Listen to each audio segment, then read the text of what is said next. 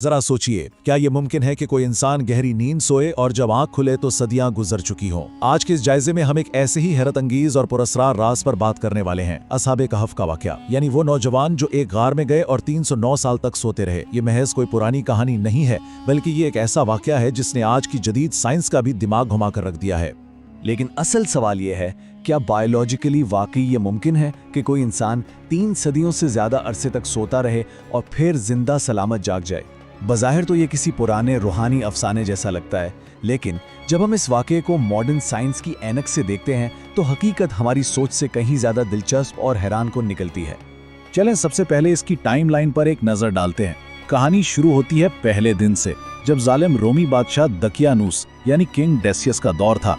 फिर आती है वो अजीम नींद जो पूरे 300 शमसी सालों पर मुहित है, और आखिर में बेदारी जो हैरत अंगेज तौर पर 309 कमरी साल बनती है। वक्त का इतना बड़ा पैमाना वाकई होश उड़ा देता है। तो इस कहानी का पहला हिस्सा बादशाह दकियानूस के साथ उनका टकराव। अगर हम तारीख के औराक पलटकर कदीम शहर अफसूस की तरफ जाएं, तो वो बड़ा ही खौफनाक दौर था। रोमन बादशाह दकियानूस ने जबरदस्ती बुत परस्ती नाफिज कर रखी थी। मतलब या तो मूर्तियों के आगे झुको या फिर मौत के घाट उतर जाओ।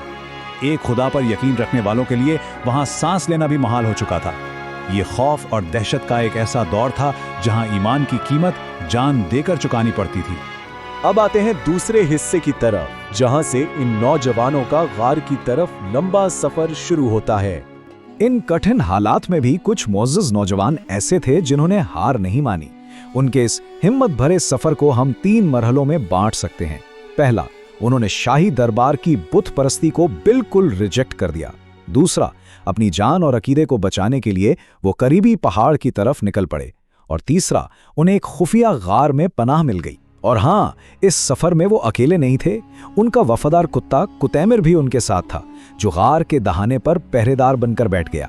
गार में पनाह लेते ही उन्होंने सच्चे दिल से एक दुआ मांगी, ए हमारे परवरदिगार, हम पर अपनी खास रहमत नाजिल फरमा और इस मुश्किल वक्त में हमारे लिए आसानी के असबाब पैदा कर। बस इस दुआ के फौरन बाद ही एक बहुत बड़ा मौजिज़ा हुआ। एक ऐसी गहरी नींद ने उन्हें अपनी आगोश में ले लिया जो सदियों तक नहीं टूटने वाली थी। इधर बादशाह दकियानूस को जब उनके फिरार का इल्म हुआ तो वो आग बगोला हो गया। उसने क्या किया, गार का मुंह बड़े बड़े पत्थरों से बंद करवा दिया ताकि वो सब अंदर ही जिंदा दफन हो जाएं। लेकिन बादशाह के दरबार में ही एक शख्स था जो खुफिया तौर पर उन्हीं का हम अकीदा था। उसने उन नौजवानों के नाम और इनकी सच्ची कहानी एक तख्ती पर लिखी और उसे तांबे के एक संदूक में डालकर गार की दीवार के अंदर छुपा दिया। किसी को अंदाजा नहीं था कि यह संदूक आगे चलकर कितना अहम साबित होने वाला है। अब चलते हैं तीसरे हिस्से पर, कदीम अफसोस में सदियों बाद होने वाली वो हैरान कुन दरियाफ्त। जरा तसव्वुर करें, पूरी 3 सदियां गुजर चुकी हैं। अब वहां एक इंसाफ पसंद बादशाह बैदरुस की हुकूमत है। एक दिन एक चरवाहे से गलती से उस गार का पत्थर हट गया और वो नौजवान जाग गए। लेकिन अब सब कुछ बदल चुका था। बाएं तरफ वो अफसोस है जिसे उन्होंने छोड़ा था, यानी खौफ और बुत परस्ती का गढ़, और दाएं तरफ 300 साल बाद का अफसोस है जो बिल्कुल पुरअमन है और जहां एक खुदा की इबादत खुलेआम हो रही है। यमलीखा, जिसे खाना लाने के लिए शहर भेजा गया, वो ये सब देखकर बिल्कुल शौक में था। उसे कुछ समझ नहीं आ रहा था कि आखिर रात भर में ये सब कैसे बदल गया। असल ट्विस्ट तब आया जब यमलीखा ने नानबाई को रोटी के बदले एक सिक्का दिया। नानबाई की तो आंखें फटी की फटी रह गईं, क्योंकि वो सिक्का दकियानूस के दौर का था, पूरे 300 साल पुराना। उसे शक हुआ कि जरूर इस शख्स को कोई पोशीदा खजाना मिल गया है। बात हुक्काम तक पहुंची, यमलीखा को हिरासत में लिया गया, और जब उसने पूरी सच्चाई बताई तो तमाम निशान वापस उसी पहाड़ी गार की तरफ जा रहे थे। जब हुक्काम और बादशाह गार तक पहुंचे तो सदियों पुराना वो राज आखिरकार खुल गया। दीवार से वो तांबे का संदूक निकाला गया और उस तख्ती ने कन्फर्म कर दिया कि ये कोई आम नींद नहीं थी, ये वाकई 309 साल का अरसा था। लोगों के लिए ये मौत के बाद दोबारा जिंदा होने का सबसे बड़ा और जीता जागता सबूत था। अपना तारीखी मकसद पूरा करने के बाद उन नौजवानों ने अलविदा कहा और हमेशा के लिए सुकून की नींद सो गए। यहाँ से शुरू होता है हमारा चौथा और सबसे कमाल का हिस्सा, मॉडर्न हाइबरनेशन साइंस के साथ इस वाक़े की हैरानखेज़ मुमासलत। देखिए, इस वाक़े में साइंस का जो एंगल है ना, वो वाकई लाजवाब है। हाइबरनेशन के बारे में तो सुना ही होगा। ये एक ऐसी नेचुरल बायोलॉजिकल स्टेट होती है जिसमें दिल की धड़कन, मेटाबॉलिज्म और यहाँ तक कि उम्र बढ़ने का अमल बिल्कुल स्लो हो जाता है। एक्सट्रीम हालात में जान बचाने और एनर्जी महफूज रखने के लिए ये निज़ाम खुद ब खुद एक्टिवेट हो जाता है, और आज की मेडिकल साइंस इसी अमल को मसनूई कोमा के लिए स्टडी कर रही है। और ये स्लाइड एक बहुत ही शानदार मुआवजा पेश करती है। कदीम किताबें बताती हैं कि उन्हें दाएं और बाएं करवटें दिलवाई जाती थीं। आज के अस्पतालों में डेडली बेड सोर्स से बचने का ये सबसे बुनियादी प्रोटोकॉल है। आंखों का खुला महसूस होना और झपकते रहना ये बसारत के आसाब और कॉर्निया को खुश्क होने से बचाने के लिए इंतहाई ज़रूरी है। और सूरज की डायरेक्ट रोशनी से मुकम्मल साया, साइंस कहती है कि ये खुलियों में ऑक्सीडेटिव स्ट्रेस रोकता है और बॉडी बूढ़ी नहीं होती। ये डिटेल्स वाकई माइंड ब्लोइंग है। एक और जबरदस्त बायोलॉजिकल पॉइंट देखें, कानों पर नींद का पर्दा डाल दिया जाना।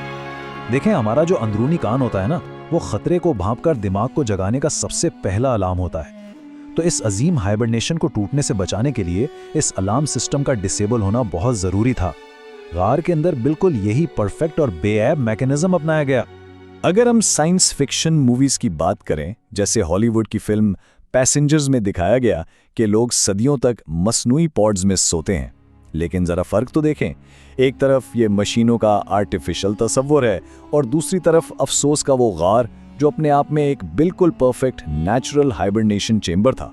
जो कुछ आज की साइंस महज मशीनों और फिल्मों में सोच रही है, वो सदियां पहले एक नेचुरल माहौल में पूरी परफेक्शन के साथ हो चुका है। और आखिर में 5वां हिस्सा, ईमान और यकीन की ये अजीम कहानी। साइंसी हकाइक के बाद सबसे अहम नुक्ता यह है कि इस नंबर 309 की हकीकत क्या है। कदीम किताबों ने लिखा कि वो 300 साल सोए और 9 साल मजीद। यहाँ मैथ्स की कमाल कैलकुलेशन देखें। आज की मॉडर्न साइंस साबित करती है कि 300 शमसी सालों को जब कमरी सालों में तब्दील किया जाए तो वो बिल्कुल 309 कमरी साल बनते हैं। ये बेमिसाल रियाजियाती दुरुस्तगी इस पूरे वाक़े की सच्चाई का मुंह बोलता सबूत है। तो इस सारी कहानी का निचोड़ क्या है? ये दास्तान जुल्म के खिलाफ ना डगमगाने वाली हिम्मत की एक शानदार अलामत है। ये कदीम तारीख और आज की मॉडर्न बायोलॉजी के दरमियान एक हैरानकुन हमआहंगी दिखाती है। ये बात साबित करती है कि मौत के बाद जिंदगी की हकीकत बिल्कुल ठोस है, और सबसे बढ़कर ये कि कुदरती और इलाही हिफाजत के जो तरीके हैं वो हमारी आम इंसानी सोच और मंतिक से कहीं आगे हैं। अगर ऐसी ही मालूमाती, तालीमी और हैरत अंगेज कहानियाँ पसंद हैं तो इल्म और तहकीक के सफ़र का हिस्सा बने रहने के लिए RFK TV चैनल को ज़रूर सब्सक्राइब कीजिए। तो इस जायजे का इख्तिताम इस एक बड़े ही अहम सवाल पर करते हैं। अगर एक कदीम वाक़या सदियों पहले मॉडर्न मेडिकल हाइबरनेशन के प्रोटोकॉल्स को इतनी बारीकी और परफेक्शन के साथ बयान कर सकता है, वो भी उस वक्त जब साइंस ने उन्हें दरियाफ्त भी नहीं किया था, तो सोचिए तारीख के पन्नों में और कितनी ऐसी गहरी हकीकतें हैं जो अभी बेनकाब होने का इंतजार कर रही हैं। इस बारे में ज़रूर गौर कीजिएगा।